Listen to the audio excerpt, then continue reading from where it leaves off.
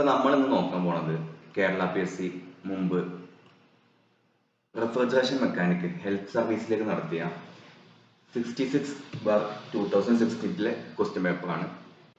അതിന്റെ final answer കീയാണ് നമ്മൾ നോക്കാൻ പോകുന്നത്. അതിൽ ഒന്നാമത്തെ ചോദ്യം, സെൻസിബിൾ ഹീറ്റ്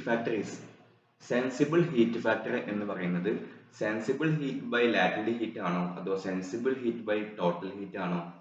എന്താണ് നിങ്ങൾക്ക് തോന്നുന്നത്? Sensible heat by latent heat ആണോ sensible heat by total heat ആണോ? നമുക്കറിയാല്ലേ, അടിഭാഗത്ത് എന്തായാലും ഡിനോമിനേറ്ററിൽ എന്തായാലും ടോട്ടൽ ഹീറ്റ് പറയുന്ന ഒരു കൺസെപ്റ്റ് വരും. അതുകൊണ്ട് തന്നെ സെൻസിബിൾ ഹീറ്റ് ഫാക്ടർ എന്ന് പറയുന്നത് sensible heat divide by total heat ആണ്. ഓപ്ഷൻ ഡി ആണ് ഉത്തരം. അടിയിൽ ടോട്ടൽ ഹീറ്റ് വരും, മുകളിൽ സെൻസിബിൾ ഹീറ്റ് വരും.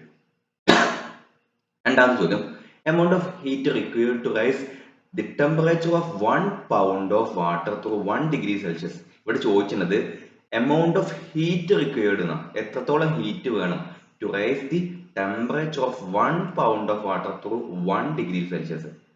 അപ്പൊ ഇത് എല്ലാം നമുക്കറിയാം, BTU ഉണ്ട്, അതുപോലെ തന്നെ സെന്റിഗ്രേഡ് ഹീറ്റ് യൂണിറ്റ് ഉണ്ട്. എല്ലാം ഏകദേശം നമുക്ക് ഒരുപോലെയാണ് നമുക്ക് തോന്നുക. ബട്ട് ഇവിടെ 1 degree Celsius ആണോ അതുപോലെ തന്നെ 1 Fahrenheit ആണോ, അങ്ങനെയൊക്കെ ഒരു ചെറിയ വ്യത്യാസത്തിനനുസരിച്ചിട്ട് ഇവിടെ 1 pound ഉണ്ടല്ലോ, 1 poundന് വ്യത്യാസം വരുന്നതനുസരിച്ചിട്ട് എന്ത് ചെയ്യും, ഇവിടുത്തെ ഓരോ ആൻസറും മാറും. ഇവിടെ 1 pound ഓഫ് വാട്ടർ ആണ്, അതുപോലെ തന്നെ 1 degree Celsius ആണ്. അതുകൊണ്ട് തന്നെ ഈ രണ്ടാമത്തെ ചോദ്യത്തിന്റെ ഉത്തരം വരുന്നത് സെന്റിഗ്രേഡ് ഹീറ്റ് യൂണിറ്റ് ആണ്. ഓപ്ഷൻ എ ആണ് ആൻസർ വരും. മൂന്നാമത്തെ ചോദ്യം, oil separator is filled in between.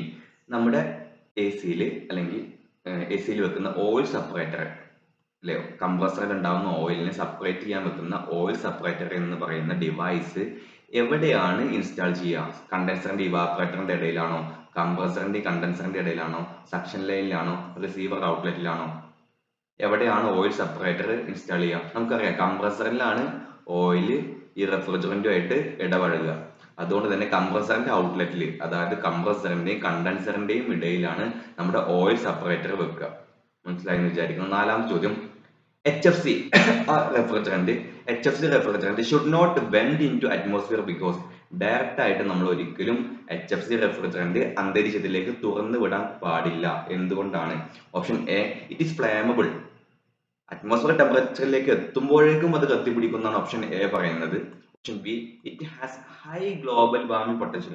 അതിന് ഹൈ GWP അല്ലെ, global warming potential high GWP ഉണ്ട് എന്ന് പറയുന്നത്. മൂന്നാമത്തെ, ഇറ്റ് ഈസ് ഹൈലി ടോക്സിക്. വളരെയധികം വിഷാംശമുള്ളതാണ് HFC എന്ന് പറയുന്നത്. അതുപോലെ തന്നെ അത് വളരെ കോസ്റ്റ്ലി ആണ്.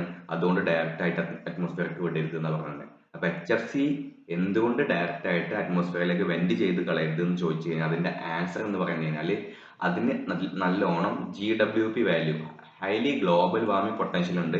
അത് അന്തരീക്ഷത്തിലേക്ക് വിട്ട് കഴിഞ്ഞാൽ നമ്മുടെ ഗ്ലോബൽ വാർമിംഗ് ഫിനോമിനന് അത് കാരണമാകും. ഓപ്ഷൻ ബി ആണ് ഉത്തരം. അഞ്ചാമത്തെ ചോദ്യം, process of changing solid in to vapour state without passing through the liquid state. Direct ആയിട്ട് സോളിഡിന്ന് ഡയറക്റ്റ് ആയിട്ട് ഗ്യാസസ് അല്ലെങ്കിൽ വേപ്പർ സ്റ്റേറ്റിലേക്ക് മാറുന്ന പ്രോസസ്സിനെ നമ്മൾ എന്ത് വിളിക്കും? സൂപ്പർ ഹീറ്റിംഗ് ആണോ, സബ് കൂളിംഗ് ആണോ, ട്രിപ്പിൾ പോയിന്റ് ആണോ, സബ്ലിമേഷൻ ആണോ? സിമ്പിൾ ചോദ്യം അല്ലെ, നമുക്ക് എല്ലാവർക്കും അറിയാം. ഡയറക്റ്റ് ആയിട്ട് മാറുന്നതിന് എന്ത് വിളിക്കും? സോളിഡ് സ്റ്റേറ്റിൽ നിന്ന് വേപ്പർ സ്റ്റേറ്റിലേക്ക് മാറുന്നതിന് നമ്മൾ എന്ത് വിളിക്കും? സബ്ലിമേഷൻ എന്ന് വിളിക്കും. ഇനി ആറാമത്തെ ചോദ്യം, latent heat of fusion of ഐസിന്റെ ലാറ്റന്റ് ഹീറ്റ് ഓഫ് ഫ്യൂഷൻ എത്രയാണ്? എത്രത്തോളം ഹീറ്റ് കടത്തിവിട്ടാണ് ആ ലാറ്റന്റ് ഹീറ്റ് ഓഫ് ഫ്യൂഷൻ എന്ന് പറയുന്നത്? 335 kJ per kilogram ആണോ, 144 BTU per LB ആണോ, അതോ 80 kcal per kilogram ആണോ? എന്താണ്? ഇതിലെല്ലാം കറക്റ്റ് ആണ്. അതായത് യൂണിറ്റ് മാത്രമേ വ്യത്യാസമുള്ളൂ, ക്വാണ്ടിറ്റി സെയിം ആണ്. ലാറ്റന്റ് ഹീറ്റ് ഓഫ് ഫ്യൂഷൻ എന്ന് പറയുന്നത് 335 kJ per kilogram എന്ന് പറയാം, അല്ലെങ്കിൽ 80 kcal per kilogram എന്ന് പറയാം, അല്ലെങ്കിൽ BTU പറയുകയാണെങ്കിൽ British thermal unit per LB 144. അങ്ങനെയാണെങ്കിലും സെയിം ആണ് ഈ ആൻസർ. അപ്പൊ ആറാമത്തെ ചോദ്യം കൺഫ്യൂസിംഗ് ആണ്. നിങ്ങൾ എന്ത് ചെയ്യുക, ഒന്ന് ജസ്റ്റ് ഒന്ന് പഠിക്കുക.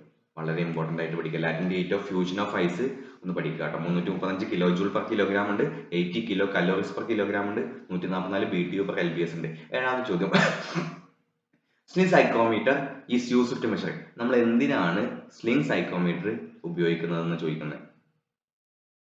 ഓൺലി ഡ്രൈ ബൾബ് മെഷർ ചെയ്യാൻ വേണമെങ്കിൽ നമുക്ക് കോമൺ തെർമോമീറ്റർ ഉപയോഗിച്ചാൽ പോരെ. ഓൺലി വെറ്റ് ബൾബ്, ഓൺലി എന്ന് പറയുന്നത് dry and wet bulb temperature നമുക്ക് എന്ത് ചെയ്യാം, സ്ലിം സൈക്കോമീറ്റർ ഉപയോഗിച്ച് കഴിഞ്ഞാൽ ഡ്രൈ ബൾബ് ടെമ്പറേച്ചറും അതുപോലെ തന്നെ വെറ്റ് ബൾബ് ടെമ്പറേച്ചറും നമുക്ക് അളക്കാം. ഓപ്ഷൻ സി ആണ് ഉത്തരം. എട്ടാമത്തെ ചോദ്യം നോക്കാം. In air refrigeration refrigeration effect is produced by നമ്മുടെ എയർപ്ലെയിനിലൊക്കെ ഉപയോഗിക്കുന്ന എയർ റെഫ്രിജറേഷൻ സിസ്റ്റത്തിൽ എങ്ങനെയാണ് റെഫ്രിജറേഷൻ എഫക്റ്റ് ഉണ്ടാകുന്നത്, എങ്ങനെയാണ് റെഫ്രിജറേഷൻ എഫക്റ്റ് പ്രൊഡ്യൂസ് ചെയ്യുന്നത്? എയറിനെ കംപ്രസ് ചെയ്തിട്ടാണോ പ്രൊഡ്യൂസ് ചെയ്യുന്നത്? നമുക്കറിയാം എയറിനെ കംപ്രസ് ചെയ്താൽ എയർ ഹീറ്റ് ആവുകയല്ലേ ചെയ്യാൻ നമുക്കറിയില്ലേ. എക്സ്പാൻഡിങ് ദി എയറിനെ എക്സ്പാൻഡ് ചെയ്താലേ നമുക്ക് റെഫ്രിജറേഷൻ എഫക്റ്റ് കിട്ടുമോ, അതോ എയറിനെ സബ് കൂൾ ചെയ്താലാണോ, അതോ സൂപ്പർ ഹീറ്റ് ചെയ്താലാണോ നമുക്ക് എയർ റെഫ്രിജറേഷൻ സിസ്റ്റത്തിൽ റെഫ്രിജറേഷൻ എഫക്റ്റ് കിട്ടുന്നത്? ആലോചിച്ചു. കംപ്രസ്ഡ് എയർ അല്ല അല്ലെ, നമുക്കറിയാം കംപ്രസ് ചെയ്ത് കഴിഞ്ഞാൽ എയറിന്റെ ടെമ്പറേച്ചറും പ്രഷറും കൂടുക ചെയ്യാം. അപ്പൊ എട്ടാമത്തെ ഉത്തരം നമ്മുടെ എയറിനെ എക്സ്പാൻഡ് ചെയ്യുമ്പോഴാണ് നമുക്ക് റെഫ്രിജറേഷൻ എഫക്റ്റ് കിട്ടുന്നത്. ഓപ്ഷൻ ബി ആണ് ഉത്തരം. ഇനി ഒമ്പതാമത്തെ ചോദ്യം, അക്യുമുലേറ്റർ ഈസ് പ്രൊവൈഡഡ് ഫോർ, എന്തിനു വേണ്ടിയിട്ടാണ് അക്യുമുലേറ്റർ പ്രൊവൈഡ് ചെയ്യുന്നതെന്ന് ചോദിക്കുന്നത്. സ്റ്റോറിംഗ് അൺവാപ്പറൈസ്ഡ് ലിക്വിഡ്, അൺവാപ്പറൈസ്ഡ് ആവാത്ത ലിക്വിഡ് റെഫ്രിജറന്റ് സ്റ്റോർ ചെയ്യാൻ വേണ്ടിയിട്ടാണോ, storing of liquid refrigerant store ചെയ്യാൻ വേണ്ടിയിട്ടാണോ, കണ്ടൻസിങ് ഗ്യാസ് ആണോ, എക്സ്ചേഞ്ച് ഓഫ് ഹീറ്റ് ആണോ? ഇത് രണ്ടും എല്ലാം നമുക്ക് അറിയാം അല്ലെ. ഓപ്ഷൻ സിയും ഡിയും എല്ലാം അറിയാം. ഇത് തമ്മിൽ നമുക്ക് എന്ത് ചെയ്യും, ചെറിയൊരു കൺഫ്യൂഷൻ വരും. അപ്പൊ അക്യുമുലേറ്റർ എന്ന് പറഞ്ഞു കഴിഞ്ഞാല് നമുക്കറിയാം അല്ലെ, അൺവാപ്പറൈസ്ഡ് ആകാത്ത റെഫ്രിജറന്റിനെ സ്റ്റോർ ചെയ്യാൻ വേണ്ടിയിട്ട് നമ്മൾ ഉപയോഗിക്കും, അക്യുമുലേറ്റർ ഉപയോഗിക്കും. പത്താമത്തെ ചോദ്യം, ഓപ്ഷൻ എ ആണ് ഇതിന്റെ ഉത്തരം. ഓപ്ഷൻ എ ആണ് പത്താമത്തെ ചോദ്യം, in air conditioning of airplanes refrigerant use is, നമ്മളിപ്പോ പറഞ്ഞെടുത്തോളൂ അല്ലെ. എയർ ആണ് നമ്മുടെ എയറോപ്ലെയിനിൽ റെഫ്രിജറേഷൻ ഇഫക്റ്റിന് വേണ്ടിയിട്ട് ഉപയോഗിക്കുക. പത്താമത്തെ ചോദ്യത്തിന്റെ ഉത്തരം സി ആണ്. ഇനി 11th ക്വസ്റ്റ്യൻ നോക്കാം. Select the wrong characteristics of refrigerant, റെഫ്രിജറന്റിന് വേണ്ടാത്ത അല്ലെങ്കിൽ തെറ്റായിട്ട് തന്നിരിക്കുന്ന ക്യാരക്ടറിസ്റ്റിക്സ് ഏതാണെന്ന് ചോദിക്കുന്നത്. ലോ ലാറ്റന്റ് ഹീറ്റ് ആണോ, അതോ ലോ ബോയിലിംഗ് പോയിന്റ് ആണോ, ഹൈ തെർമൽ കണ്ടക്ടിവിറ്റി ആണോ? നമുക്കറിയാലേ റെഫ്രിജറന്റിന് ഒരുപാട് ക്യാരക്ടറിസ്റ്റിക്സ്, അതെല്ലാം പഠിക്കൽ ഇമ്പോർട്ടന്റ് ആണ്. എല്ലാ ചോദ്യപേപ്പറിലും ഒരു ക്യാരക്ടറിസ്റ്റിക് എന്തായാലും ചോദിക്കാറുണ്ട്. അപ്പൊ ഇവിടെ ചോദിക്കുന്നത് റോങ് ആയിട്ടുള്ളതാണ്. റോങ് ആയതുകൊണ്ട് തന്നെ ലോ ലാറ്റന്റ് ഹീറ്റ് എന്ന് അവിടെ ഒരിക്കലും വരില്ല. ഓപ്ഷൻ എ ആണ് ഉത്തരം. ലോ ബോയിലിംഗ് പോയിന്റ് വേണം, ഹൈ തെർമൽ കണ്ടക്ടിവിറ്റി വേണം. ഇതെല്ലാം ഒരു 8 to 11 ഗുണങ്ങളുണ്ട് നമ്മുടെ റെഫ്രിജറന്റ്, അതെല്ലാവരും ഒന്ന് പഠിക്കുക. 12th question, the function of duct in air condition system. നമ്മൾ എ സിയിൽ എന്തിനു വേണ്ടിയിട്ടാണ് ഡക്ട് ഉപയോഗിക്കുന്നത്? എന്തിനു വേണ്ടിയിട്ടാണോ? എയർ കൂളിങ്ങിന് വേണ്ടിയിട്ടാണോ, എയർ ഡ്രൈയിങ്ങിന് വേണ്ടിയിട്ടാണോ, എയർ ക്ലീനിങ്ങിനാണോ, എയർ ഡിസ്ട്രിബ്യൂഷൻ ആണോ? സിമ്പിൾ ചോദ്യം അല്ലേ. എയറിനെ ഡിസ്ട്രിബ്യൂട്ട് ചെയ്യാൻ വേണ്ടിയിട്ട് നമ്മൾ എന്ത് ഉപയോഗിക്കും? റിട്ടേൺ ഡക്ട്, അതുപോലെ സപ്ലൈ ഡക്ട്, മിക്സിംഗ് ഡക്ട് എന്നൊക്കെ പറഞ്ഞിട്ട് ഡക്ട് ഉപയോഗിക്കും. ഇനി 13ാമത്തെ ചോദ്യം, commonly used refrigerant in commercial ice plant. നമ്മുടെ കൊമേഴ്ഷ്യൽ ഐസ് പ്ലാന്റിൽ ഉപയോഗിക്കുന്ന കോമൺലി ഉപയോഗിക്കുന്ന റെഫ്രിജറന്റ് ഏതാണ്? എല്ലാവർക്കും അറിയാം അല്ലെ, എന്താ? അമോണിയാണ് കോമൺലി നമ്മൾ ഐസ് പ്ലാന്റിൽ ഉപയോഗിക്കുക. ഇനി 14ാമത്തെ ചോദ്യം, the COP of a domestic refrigerator in comparison to domestic AC. നമ്മുടെ domestic refrigerator to domestic AC COP എങ്ങനെയായിരിക്കും? നമ്മുടെ വീട്ടിൽ ഉപയോഗിക്കുന്ന ഫ്രിഡ്ജിന്റെ COP നമ്മുടെ വീട്ടിൽ ഉപയോഗിക്കുന്ന AC COP ആയിട്ട് എങ്ങനെയാണ് ബന്ധപ്പെട്ടുണ്ടാവുക? കൂടുതലാണോ, കുറവാണോ, അതോ രണ്ടും ഒന്നാണോ, അൺപ്രഡിക്റ്റബിൾ ആണോ? 14ാമത്തെ ചോദ്യം ലെസ് ആണ് കേട്ടോ വരിക. നമ്മുടെ ഫ്രിഡ്ജിന്റെ COP എന്ന് പറയുന്നത് നമ്മുടെ ഡൊമസ്റ്റിക് ACന്റെ COP-നെക്കാട്ടിലും ശകലം കുറവാണ് വരിക. നമ്മള് 1.62 റേറ്റിംഗിലാണ് നമ്മുടെ വീട്ടിലെ റെഫ്രിജറന്റിന്റെ COP വരിക. The coefficient of performance COP of a domestic air conditioner is usually higher than that of A refrigerator. അപ്പൊ AC-ക്കാണ് COP കൂടുതൽ ഉണ്ടാവുക, നമ്മുടെ റെഫ്രിജറേറ്ററിന് COP കുറച്ച് കുറവായിരിക്കും. In the order of 1.6 to 1.65. ഫ്രിഡ്ജിന് 1.6 to 1.62 മുതലാണ്. പക്ഷേ AC-ക്കാണെങ്കിൽ നമുക്ക് COP 2.3 to 2.5 വരെ വരും, അല്ലെങ്കിൽ 2ന്റെ റേഞ്ചിലാണ് AC-യുടെ കേസ് വരിക. അപ്പൊ ഈ ഒരു ചോദ്യം ജസ്റ്റ് ഒന്ന് നോക്കി വെക്കുക. വീട്ടിൽ ഉപയോഗിക്കുന്ന ഡൊമസ്റ്റിക് റെഫ്രിജറേറ്ററിനെയും ഡൊമസ്റ്റിക് AC-നെയും കമ്പയർ ചെയ്യുമ്പോൾ ഏതിനാണ് COP കൂടുതൽ എന്ന് ചോദിച്ചു കഴിഞ്ഞാൽ COP കൂടുതൽ ഡൊമസ്റ്റിക് എയർ കണ്ടീഷണറിനാണ്, AC-ക്കാണ്. 15ാമത്തെ ചോദ്യം നോക്കാം.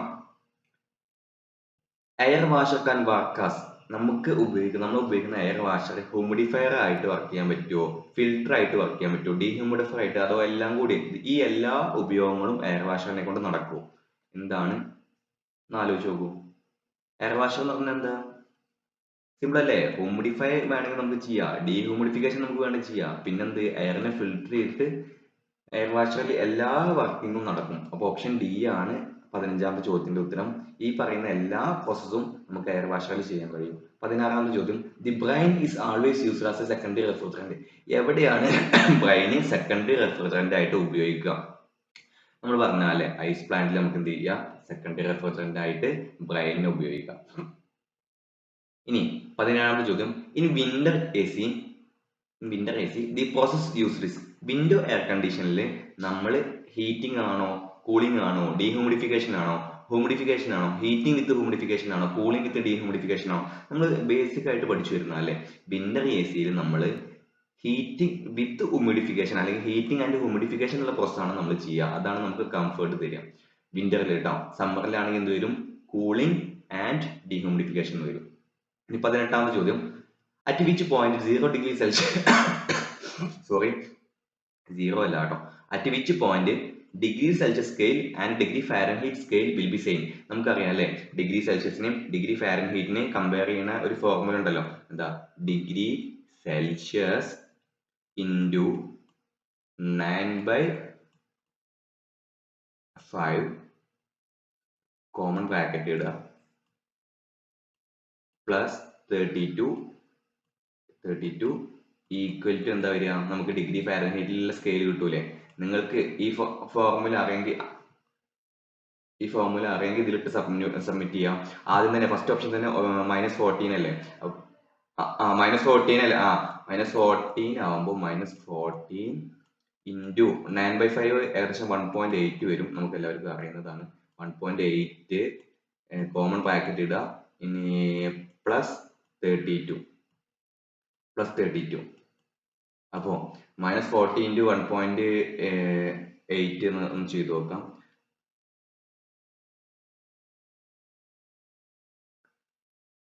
-40 ഇൻറ്റു 1.8 ഏകദേശം ഇതൊന്ന് മായ്ക്കുന്നുണ്ട്, ജസ്റ്റ് ഇതൊന്ന് മായ്ക്കുന്നുണ്ട്. ഈ ഫോർമുല ഒന്ന് പഠിച്ചു നോക്കുക കേട്ടോ. ഇത് ഏകദേശം -72 പ്ലസ് ഇവിടെ 32 ബാലൻസ് ഉണ്ടല്ലോ, ഈ ബാലൻസ് 32 എഴുതി കഴിഞ്ഞാൽ -72 പ്ലസ് 32 എത്ര വരും, -40 തന്നെ വന്നില്ലേ, -40 ഫാരൻഹീറ്റ് വന്നില്ലേ. അപ്പോ -40 ഡിഗ്രി സെൽഷ്യസിലും അതുപോലെ തന്നെ ഡിഗ്രി ഫാരൻഹീറ്റിലും എന്താണ്, സെയിം ആണ്. ആ ഇക്വേഷൻ ഒന്ന് പഠിച്ചു വെക്കുക കേട്ടോ. നിങ്ങൾക്ക് ഒന്നെങ്കിൽ ആ ഒരു വാല്യൂ മാത്രമേ സെയിം ആയിട്ട് വരത്തുള്ളൂ.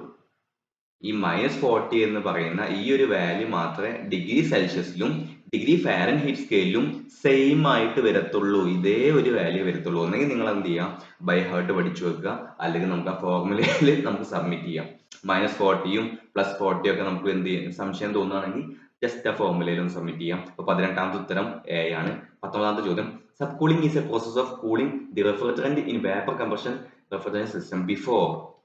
സബ് കൂളിംഗ് നമുക്കറിയാം അല്ലെ, പ്രോസസ് ഓഫ് എന്തിന്റെ process, cooling the refrigerant in vapour compression refrigeration. എപ്പോഴാണ്, ഏതിന് മുമ്പ് നമ്മൾ സബ് കൂളിംഗ് ചെയ്യുക, ഇവാപറേഷന് മുന്നെയാണോ, കണ്ടൻസേഷന് മുന്നെയാണോ, ത്രോട്ടിലിംഗിന് മുന്നെയാണോ, കംപ്രഷന് മുന്നെയാണോ, എപ്പോഴാണ് നമ്മൾ സബ് കൂളിംഗ് ചെയ്യുക?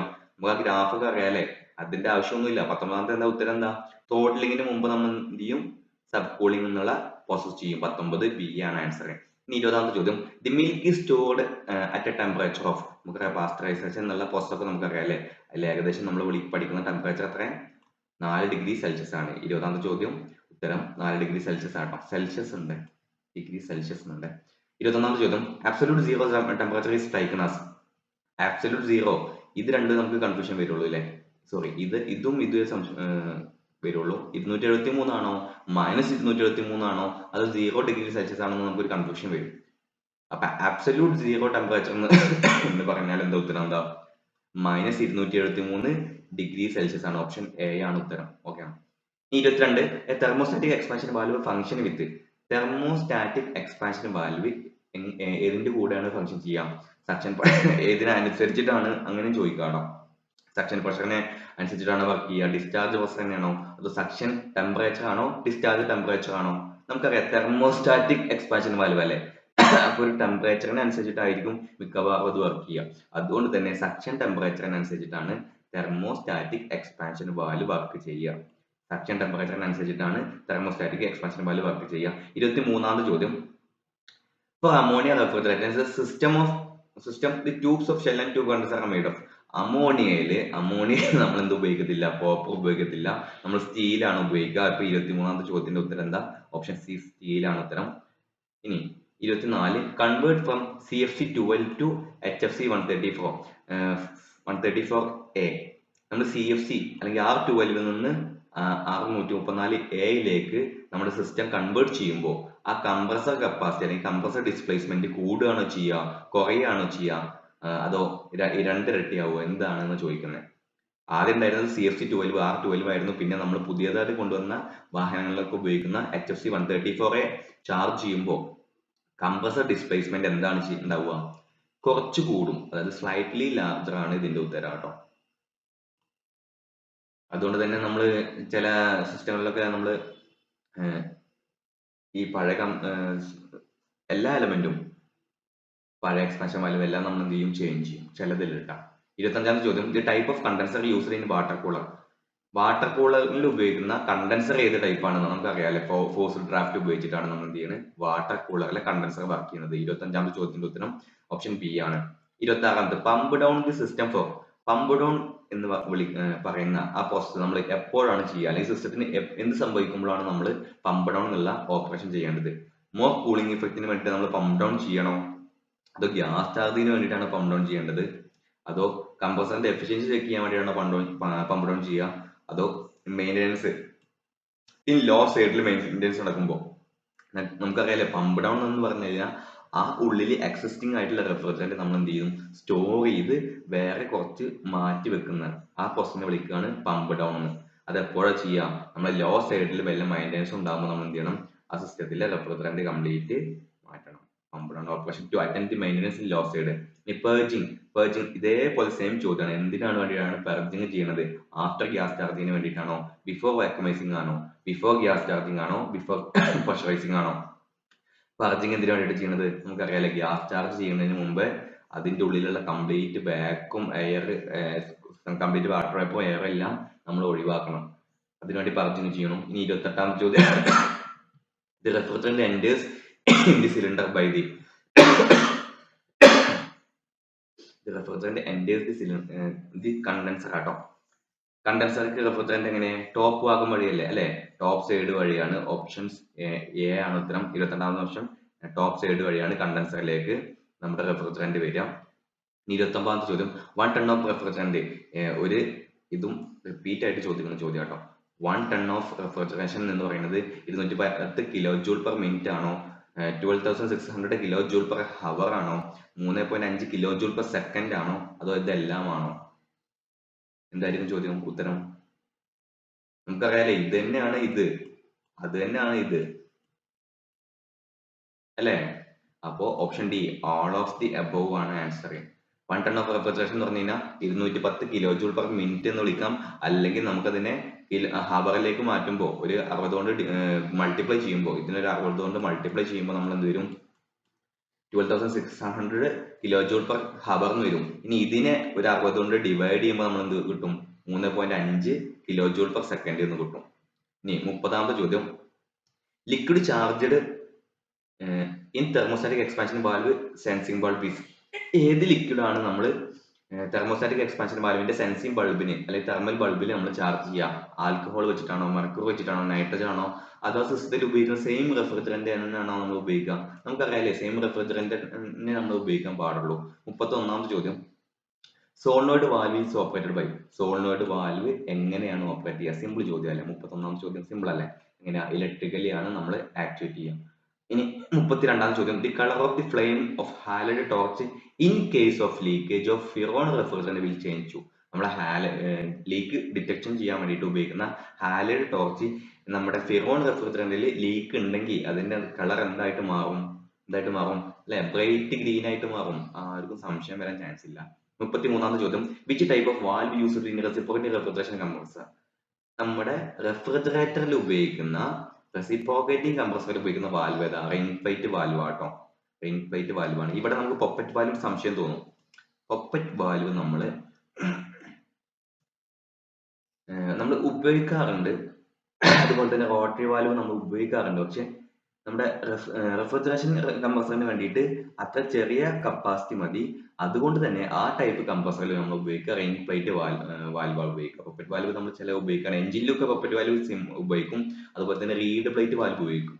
റീഡ് പ്ലേറ്റ്, റിംഗ് പ്ലേറ്റ് ഇതെല്ലാം കംപ്രസർ ഉപയോഗിക്കും. പക്ഷെ റെസിപ്രോക്കേറ്റിംഗ് റെഫ്രിജറേഷൻ എന്നുള്ള ഒരു വാക്ക് ഉണ്ടായതുകൊണ്ട് തന്നെ ഏറ്റവും ആപ്റ്റ് ആയിട്ടുള്ള ഉത്തരം റിംഗ് പ്ലേറ്റ് വാൽവ് ആണ്. 34ാമത്തെ ചോദ്യം, the process of frost in cooling coil of evaporator of A refrigeration system. നമുക്കറിയാം ഇവാപ്പറേറ്റർ തന്നെ എന്ത് വിളിക്കും, കൂളിംഗ് കോയിൽ എന്ന് വിളിക്കൂലേ. അതിൽ ഫ്രോസ്റ്റ് ഉണ്ടാവുകയാണെങ്കിൽ എന്താണ് അതിന്റെ അനന്തരഫലം? കംപ്രസറിന്റെ പ്രഷർ കൂടുവോ?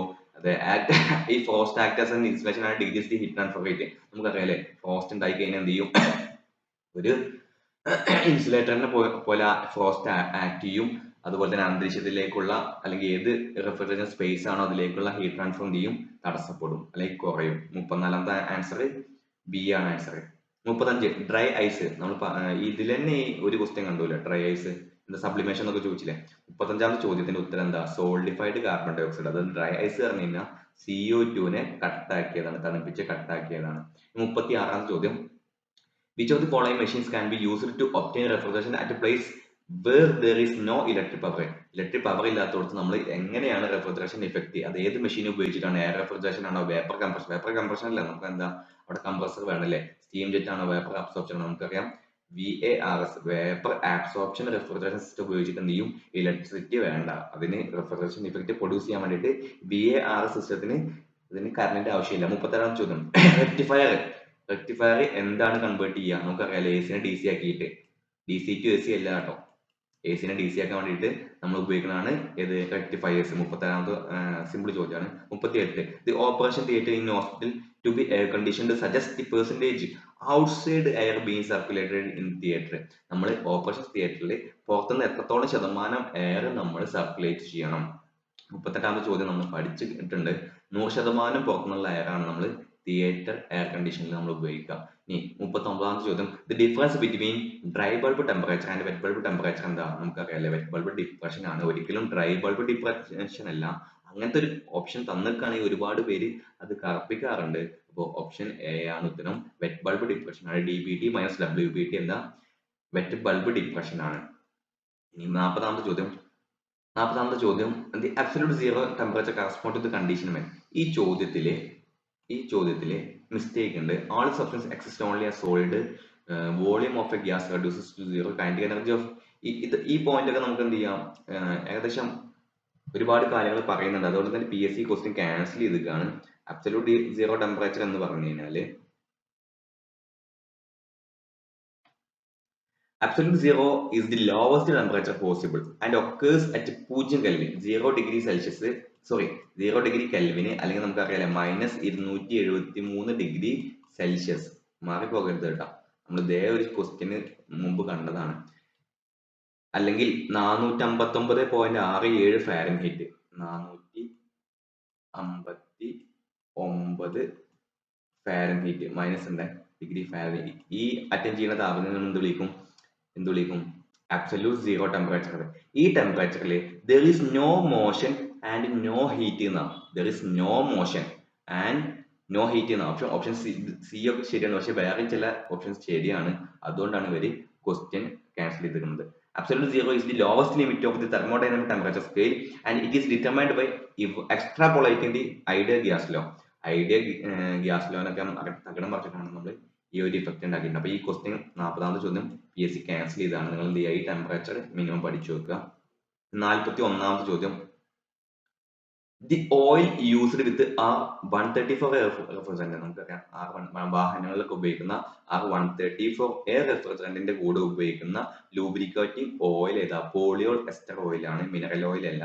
പോളിയോൾ എസ്റ്റർ ഓയിൽ ആണ് നമ്മൾ ഉപയോഗിക്കുക. മിനറൽ ഓയിൽ നമ്മൾ വേറെ റെഫ്രിജറന്റിന്റെ കൂടെ ഉപയോഗിക്കും. 42ാമത്തെ ചോദ്യം, ക്രിപ്സ് temperature of refrigerant equal to 80 degree Celsius ആണ്. നമുക്ക് ഇന്റർനെറ്റിൽ തെരഞ്ഞു കഴിഞ്ഞാൽ 4 to ആ റേഞ്ചിലൊക്കെ വരും. പക്ഷെ ഇതില് PSC answer key final key ആയിട്ട് കൊടുത്തുള്ളത് 8 ഡിഗ്രി സെൽഷ്യസ് ആണ്. നിങ്ങൾ ജസ്റ്റ് ഒന്ന് നോട്ട് ചെയ്യാം. PSCയുടെ ആൻസർ കീ പോലെ തന്നെ നിങ്ങൾ തരരുത്. 43ാമത്തെ ചോദ്യം, ആട്ടോ ഡീഫ്രോസ്റ്റ് ഓപ്പറേറ്റഡ് ബൈ.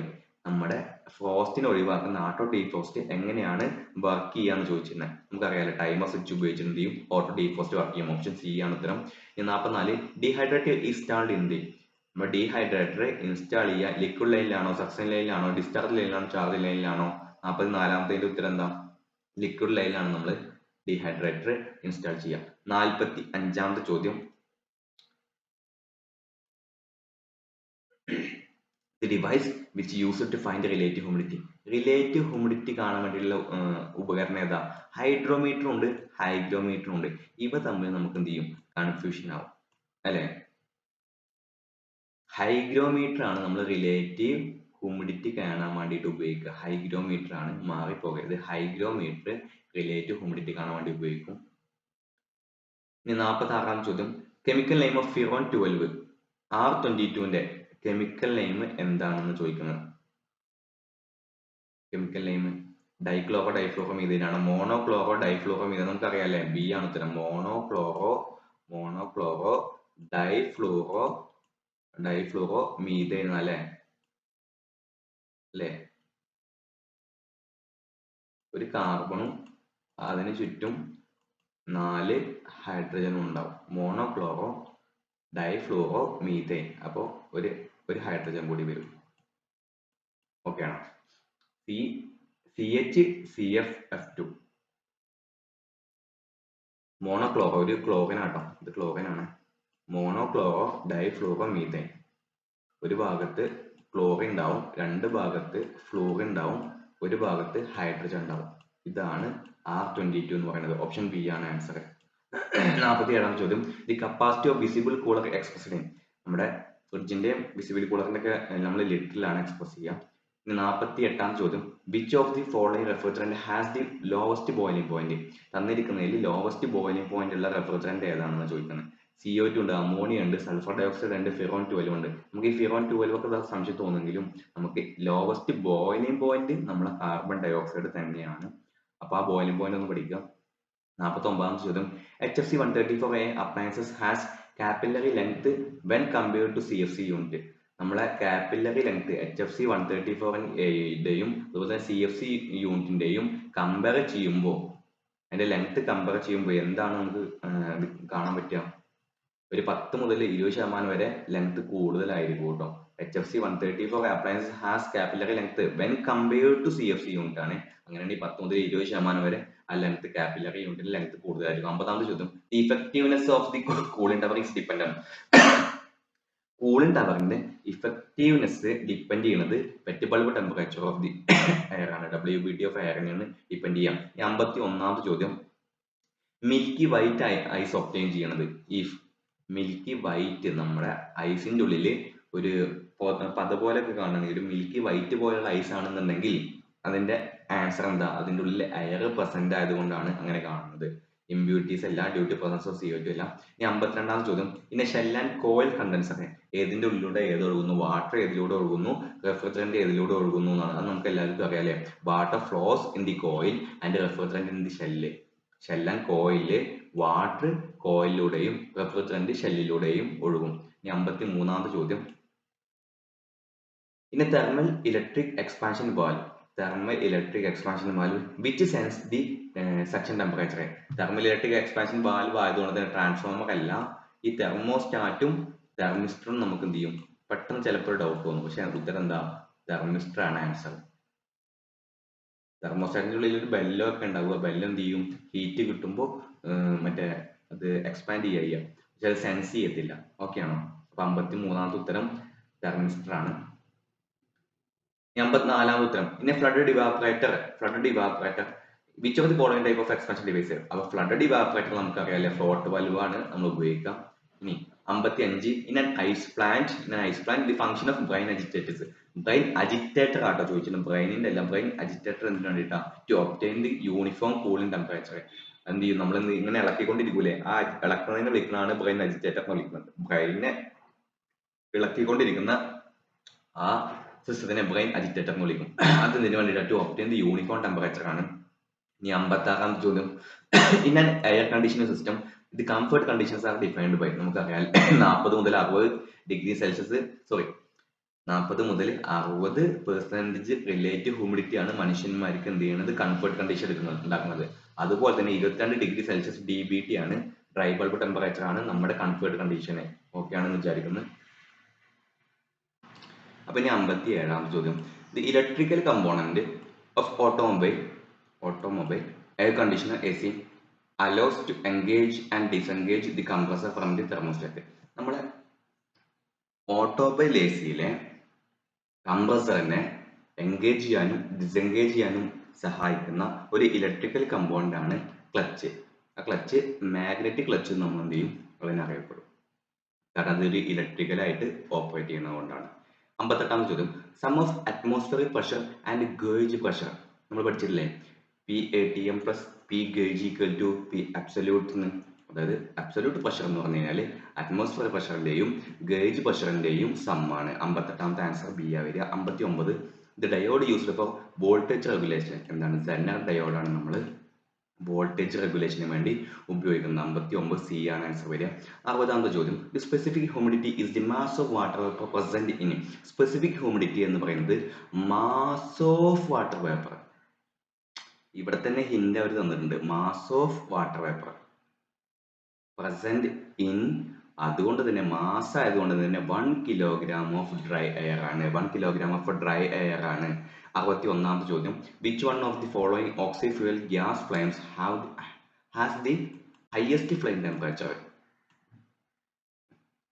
തന്നിരിക്കുന്ന ഫ്ലെയിമുകളിൽ ഹയസ്റ്റ് ഫ്ലെയിം ടെമ്പറേച്ചർ ഉള്ള ഓക്സി ഫ്യൂൽ ഗ്യാസ് ഫ്ലെയിം ഏതാണെന്ന് ചോദിച്ചത്. ഓക്സി ഹൈഡ്രജൻ ആണോ ഏറ്റവും കൂടുതൽ ഫ്ലെയിം ടെമ്പറേച്ചർ ഉണ്ടാവുക? ഓക്സി കോൾ ആണോ? ഓക്സി LPG ആണോ? ഓക്സി അസറ്റിലൈൻ ഫ്ലെയിം ആണോ? 61ാമത്തെ ചോദ്യം. ഓക്സി അസറ്റിലൈൻ ഫ്ലെയിം ആണ് ഏറ്റവും കൂടുതൽ ഫ്ലെയിം ടെമ്പറേച്ചർ ഉണ്ടാവുന്ന oxygen plus fuel gas flames. Oxy acetylene ആണ് 61ാമത്തെ. ഓപ്ഷൻ ബി ആണ് ആൻസർ. 62ാമത്തെ. Micrometer has a positive error 0.02 millimetre positive error ഒരു മൈക്രോമീറ്ററിൽ ഉണ്ട് എന്നുണ്ടെങ്കിൽ എങ്ങനെയാണ്? What is the correct reading when the micrometer measures 25.37? നമ്മുടെ ഈ പോസിറ്റീവ് തെറ്റുള്ള ഈ മൈക്രോമീറ്റർ റീഡ് ചെയ്യുന്നത് 25.37 ആണ്. അതിന്റെ പോസിറ്റീവ് എറർ എന്ന് പറയുന്നത് 0.02 mm ആണ്. അപ്പോൾ കറക്റ്റ് വാല്യൂ എന്ന് പറയുന്നത് എന്താണ്? ഇതിനോട് കൂട്ടുകയാണോ ചെയ്യുക കുറയ്ക്കുകയാണോ ചെയ്യുക? 25.37 പ്ലസ് 0.02 ആണോ അതോ 25.37 മൈനസ് 0.02 ആണോ? ഒന്ന് ആലോചിച്ച് നോക്കൂ. പോസിറ്റീവ് എറർ അല്ലേ, അതായത് 0 വരേണ്ട സ്ഥാനത്ത് അവിടെ കാണിക്കുന്നത് 0.02 mm ആണ്. അതായത് കുറച്ച് ഒരു ചെറിയ 2 ഡിവിഷൻ അധികമാണ്. അതുകൊണ്ട് നമ്മളത് കുറച്ച് വാല്യൂ എഴുതണം. അപ്പൊ 25.37 പോസിറ്റീവ് എറർ എന്ന് പറഞ്ഞു കഴിഞ്ഞാൽ ഇപ്പൊ റീഡിംഗ് ഉണ്ടല്ല, ആ റീഡിങ് മൈനസ് എത്രയാണോ എറർ അത് ചെയ്യാം. അപ്പൊ 25.37 മൈനസ് 0.02 mm എന്ന് പറയുമ്പോൾ നമുക്ക് എന്ത് കിട്ടും? 25.35 mm കിട്ടും. ആൻസർ എ ആണ് ആൻസർ. 63ാമത്തെ ചോദ്യം. 1 micron of vacuum is equal to. ഒരു മൈക്രോൺ വാക്യൂം എന്ന് പറയുന്നത് എത്രയാണെന്നാണ് ചോദിക്കുന്നത്. 0.1 mm ഓഫ് മെർക്കുറി ആണോ അതോ 0.01 millimeters ഓഫ് മെർക്കുറി ആണോ അതോ 0.001 millimeter ഓഫ് മെർക്കുറി ആണോ അതോ 0.0001 millimeter ഓഫ് മെർക്കുറി ആണോ? ഒരു മൈക്രോൺ വാക്യൂം 1 മൈക്രോൺ വാക്യൂം എന്നാണ് പറയുന്നത്. 1 മൈക്രോൺ എന്ന് പറയുന്നത് കൊണ്ട് തന്നെ ആൻസർ ചെയ്യാ വരിക 0.001 millimeter ഓഫ് മെർക്കുറി. 64ാമത്തെ ചോദ്യം. Start the compressor without relay to short. Start the compressor without relay, അതായത് നമ്മൾ റിലേ ഇല്ലാതെ കംപ്രസറെ നമ്മൾ ചെക്ക് ചെയ്യാൻ വേണ്ടിയിട്ടൊക്കെ സ്റ്റാർട്ട് ചെയ്യൂലേ, അതെങ്ങനെയാണ് സ്റ്റാർട്ട് ചെയ്യുക? ഏതൊക്കെ ടെർമിനലായിട്ട് ഷോർട്ട് ചെയ്താലാണ് അങ്ങനെ സ്റ്റാർട്ട് ആവുക? കോമണും സ്റ്റാർട്ടും ടെർമിനലും ആണോ? സ്റ്റാർട്ടും റണ്ണും ആണോ അതോ കോമണും റണ്ണും ആണോ? അതായത് സ്റ്റാർട്ടും റണ്ണും ആട്ടോ. അതായത് ഓപ്ഷൻ ബി ആണ്. സ്റ്റാർട്ടും റണ്ണും തമ്മിൽ ഷോർട്ട് ചെയ്താൽ എന്ത് ചെയ്തും കംപ്രസർ റിലേ കൂടാതെ സ്റ്റാർട്ട് ആവും. 64ാമത്തെ ചോദ്യത്തിന്റെ ഉത്തരം ബി ആണ്. 65. There is no relay and starting capacitor in. റിലേയും സ്റ്റാർട്ടിംഗ് കപ്പാസിറ്ററും ഇല്ലാത്ത മോട്ടർ ഏതാണ്? CSR മോട്ടർ ആണോ സർക്യൂട്ട് ആണോ? RSIR ആണോ? CSIR ആണോ? PSC ആണോ? 65ാമത്തെ ചോദ്യം. PSC സർക്യൂട്ട് മോട്ടോറിലാണ് നമ്മൾ റിലേയും സ്റ്റാർട്ടിംഗ് കപ്പാസിറ്റർ ഉപയോഗിക്കാത്തത് കേട്ടോ. സ്റ്റാർട്ടിംഗ് കപ്പാസിറ്റർ ഉപയോഗിക്കുന്നില്ല, എന്താ പെർമനന്റ് സ്പ്ലിറ്റ് ആണ് ചെയ്യുന്നത്. ഇനി 66ാമത്തെ ചോദ്യം. Stabiliser used for 1 ton of refrigerant AC. 1 ടണ്ണിന്റെ എ സിയിൽ ഉപയോഗിക്കുന്ന സ്റ്റെബിലൈസർ എത്രേന്റെയാണ് ചോദിക്കുന്നത്. എത്ര KVA സ്റ്റെബിലൈസർ ആണ് നമ്മൾ സാധാ 1 ടണ്ണ് എ സിക്ക് ഉപയോഗിക്കുക. ഇതിൽ നമ്മൾ 3 KVA സ്റ്റെബിലൈസർ ആണ് 1 ടണ്ണ് എ സിക്ക് നമ്മൾ ഉപയോഗിക്കുക. 3 കിലോവോൾട്ട് ആംപിയറിന്റെ KVA സ്റ്റെബിലൈസർ ആണ് നമ്മൾ 1 ടൺ എ സിക്ക് ഉപയോഗിക്കുക. അപ്പോൾ തരാം ചോദ്യം, select the period of interval for defrost cycle in frost free refrigeration. നമ്മുടെ frost free automatic frost free റെഫ്രിജറേറ്ററിൽ ആ ഡീഫ്രോസ്റ്റ് സൈക്കിൾ നടക്കുന്ന ഇന്റർവെൽ എത്രയാണ്?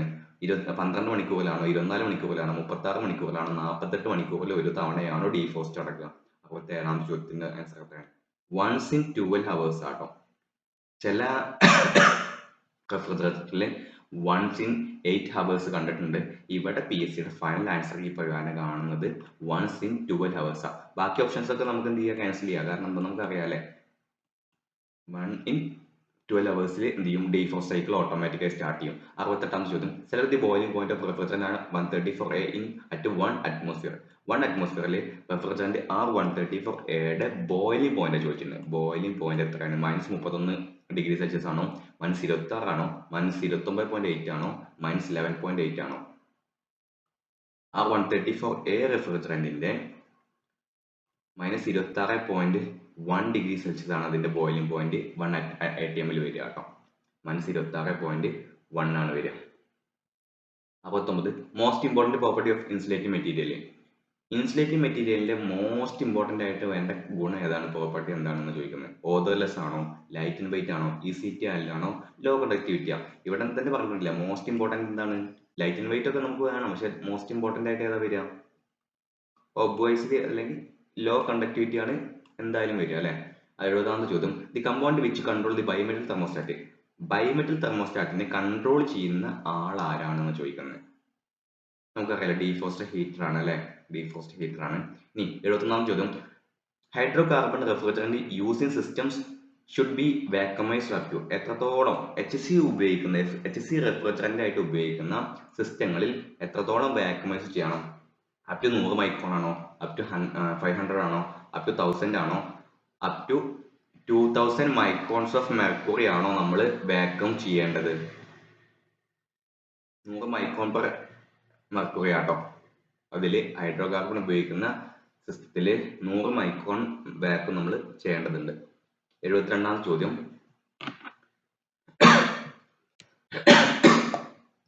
when compared to CFC 12 the charge of 134A will be.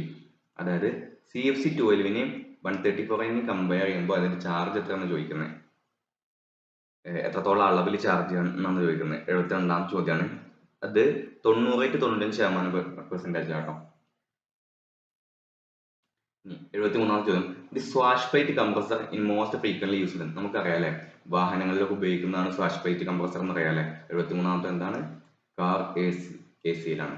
74ാമത്തെ, which of the following refrigerant has lowest freezing point. Lowest freezing point ഉള്ള refrigerants ഏതാണ് തന്നിരിക്കുന്നത്? Ammonia ആണോ, freon ആണോ, freon 11 ആണോ, 12 ആണോ, 22 ആണോ? 74ാമത്തെ ഫ്രിയോൺ 22 ആണ് കേട്ടോ. ലോവസ്റ്റ് ഫ്രീസിംഗ് പോയിന്റ് അതാ തന്നെ, ലോവസ്റ്റ് ഫ്രീസിംഗ് പോയിന്റ് പറഞ്ഞേ. 75, A mechanical shaft seal is necessary in. Mechanical shaft seal നമ്മൾ ഓപ്പൺ ടൈപ്പ് കംപ്രസറിലാണോ ആവശ്യം, സെമി ഹെർമെറ്റിക് ആണോ, ഹെർമെറ്റിക് ആണോ? നമുക്കറിയാം ഹെർമെറ്റിക്കിൽ ആവശ്യമില്ല അല്ലെ. അപ്പൊ ഏതിലായിരിക്കും ആവശ്യം, ഏതിലായിരിക്കും? ഓപ്പൺ ടൈപ്പ് കംപ്രസറിലാണ് ഷാഫ്റ്റ് സീലിന്റെ ആവശ്യം വരിക. 76ാമത്തെ ചോദ്യം, while recovery the cylinder can be charged maximum two. Recovery ടൈമിൽ നമ്മുടെ റെഫ്രിജറന്റ് സിലിണ്ടർ അതിന്റെ കപ്പാസിറ്റിയുടെ മാക്സിമം എത്ര വരെ നമുക്ക് എന്ത് ചെയ്യാം, ചാർജ് ചെയ്യാം? 76ാമത്തെ ചോദ്യം, 80% വരെയാണ് നമ്മളൊരു റെഫ്രിജറന്റ് സിലിണ്ടറിൽ റിക്കവറി ടൈമിൽ ഫുൾ അത് ഫില്ല് ചെയ്യാം. 77ാമത്തെ ചോദ്യം, the compound common for vapour compression and vapour absorption. VARS-ലും VCRS സിസ്റ്റത്തിലും കോമൺ ആയിട്ടുള്ള കമ്പൗണ്ട് ഏതാണ്? റെക്ടിഫയർ ആണോ, ജനറേറ്റർ ആണോ, കണ്ടൻസർ ആണോ, അബ്സോർബർ ആണോ? നമുക്കറിയാം അബ്സോർബറും ജനറേറ്ററും അല്ല അല്ലെ. റെക്ടിഫയറും കണ്ടൻസറും അതിലൊന്ന് ആലോചിച്ച് നോക്കൂ. 77ാമത്തെ കണ്ടൻസർ ആണ്, ആൻസർ B ആണ് answer. 78, modification of R12 to R134 refrigerant calls. അതായത് R12 ഉപയോഗിക്കുന്ന പഴയ സിസ്റ്റത്തിനെ നമ്മൾ എന്ത് ചെയ്തു, മോഡിഫൈ ചെയ്തിട്ട് R134A റെഫ്രിജറന്റ് ആക്കി ഉപയോഗിക്കുന്ന സിസ്റ്റം ആക്കി മാറ്റി. ഇങ്ങനത്തെ ഈ പ്രോസസ്സിനെ വിളിക്കുന്നത് എന്താണ്? റീചാർജിങ് ആണോ, റിക്കവറി ആണോ, റിട്രോഫിറ്റിംഗ് ആണോ? ഇതിന്റെ ആൻസർ റിട്രോഫിറ്റിംഗ് ആണ്. 79, the fire micro filter fine ആയിരിക്കും കേട്ടോ. The fine micron filter is named as 71ാമത്തെ ചോദ്യം. ഫൈൻ മൈക്രോ അതുകൊണ്ട് തന്നെ ക്വസ്റ്റ്യൻ ക്യാൻസൽ ആണ്. ഇതിനെ ഫൈൻ മൈക്രോൺ ഫിൽറ്ററിനെ വിളിക്കുന്ന പേരെന്തെന്നായി ഈ സ്പെല്ലിംഗ് മിസ്റ്റേക്ക് ഉണ്ടാവുന്നത് തന്നെ, അതുകൊണ്ടാണ് ക്വസ്റ്റ്യൻ ക്യാൻസൽഡ് ആണ്. 80 water inlet flow of water cooler is controlled by. Water കൂളറിന്റെ ഇല്ലറ്റ് ഫ്ലോനെ ആരാണ് കൺട്രോൾ ചെയ്യുക? നമുക്കറിയാലേ, ഫ്ലോട്ട് വാൽവ് നമ്മൾ ഒരുപാട് സ്ഥലത്ത് ഉപയോഗിക്കും. ഫ്ലോട്ട് വാൽവ് വെച്ചിട്ട് നമ്മൾ എന്ത് ചെയ്യും? സാധാരണ നമുക്ക് സിമ്പിൾ ലോജിക് ആണ്. ഫ്ലോട്ട് വാൽവ് വെച്ച് നമുക്ക് എന്ത് ചെയ്യാം? വാട്ടർ ഫ്ലോനെ കൺട്രോൾ ചെയ്യാം. The environment protection act in India came in to force on. EPA act ഇന്ത്യയിൽ എന്നാണ് വന്നത് ചോദിക്കുന്നത്. 81ാമത്തെ ആൻസർ 1986 ആണ്. 19 നവംബർ 1986 എൻവയോൺമെന്റ് പ്രൊട്ടക്ഷൻ ആക്ട് ഇന്ത്യയിൽ വന്നത്. എൻവയോൺമെന്റ് പ്രൊട്ടക്ഷൻ ആക്ട് ഇന്ത്യയിൽ വന്നത് 1986 നവംബർ 19 ആണ്. 52 who is the author of the ഇനി ഇവിടുന്ന് അങ്ങോട്ട് നമ്മുടെ മറ്റേ പണ്ട് ഇങ്ങനെ ഉണ്ടായിരുന്നില്ല, 20 കോമൺ ക്വസ്റ്റ്യൻസ് ഉണ്ടായിരുന്നില്ല, അതാട്ടോ. അപ്പൊ നമ്മുടെ ഈ ക്വസ്റ്റ്യൻ പേപ്പറിന്റെ ഇത് കഴിഞ്ഞിട്ടുണ്ട്. ഇതെല്ലാം കോമൺ ആയിട്ടുള്ള ക്വസ്റ്റ്യൻ, അത് നമുക്ക് നോക്കേണ്ട ആവശ്യമില്ല. ഇത് മാക്സിമം ചോദിക്കൂടെ. 81 എന്ത് ചെയ്യും? ഇതുമായിട്ട് റിലേറ്റഡ് ആയിട്ട് എൻവയോൺമെന്റ് പ്രൊട്ടക്ഷൻ ആക്ടും GWP ഒക്കെ ഇതിനോട് ബന്ധപ്പെട്ടിട്ടാണ് നമുക്ക് വിചാരിച്ചിട്ട് എന്ത് ചെയ്യുക, അത് നമുക്ക് പഠിക്കേണ്ട ആവശ്യം.